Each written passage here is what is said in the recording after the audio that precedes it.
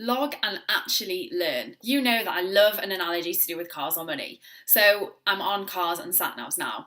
I also think, that I am so geographically challenged that I would not go anywhere without a sat nav or my Google Maps. We use our sat nav for the first 2 or 3 times, or for me, like 10 times of a new journey. And then over time, we get used to it and we remember the journey without it. No one calls you out for using your sat nav. They just think, yeah, cool, you're using your sat nav, because what are you going to do without it? You have no idea where you're going. And over time, obviously, you don't need your sat nav. As we're embarking on something new, we need it. We need the direction and we need to know the path that we're taking.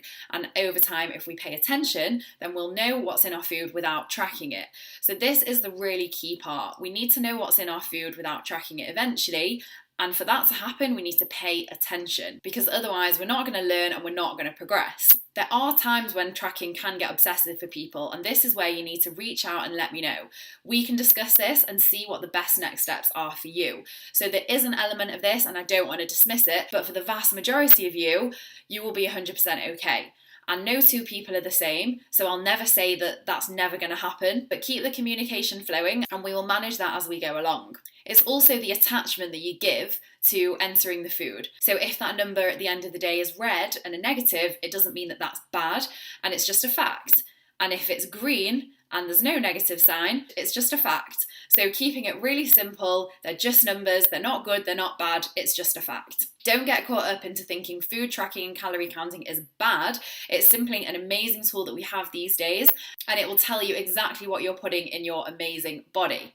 We're using MyFitnessPal as an app to track this because it's the largest database online. There's over 4 million foods there. So for those of you who think I just don't have time for that, please remember that it takes approximately 2 minutes per meal max. And if you don't have 6 minutes per day for yourself, then please genuinely assess the reason you're here and that you wanted to improve your body and your fitness and your health in the first place, because then you will be able to find 6 minutes in your day.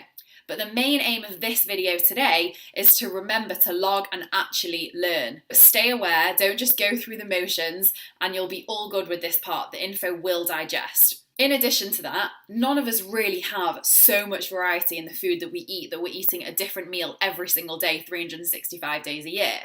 If you do, please let me know, as I'm very intrigued as to how you have time for that.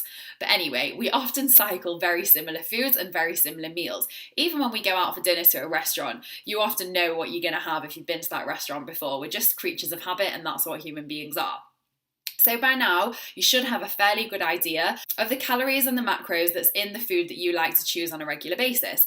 And if you don't, you're doing a me when it comes to directions. You're mindlessly following the sat nav and you're not actually digesting the route. That's not such a bad thing. It just means that you still need your sat nav just as much now as you did on journey 1. So you need MyFitnessPal now just as much as you did on day 1. Which again, it's not such a problem, but if you want to empower yourself to get out of using MyFitnessPal and to learn what's going in your body and to actually log and learn, you need to put a little more effort and a little more focus into letting go of that sat nav, that MyFitnessPal, and the only way to do this is to pay attention to the route.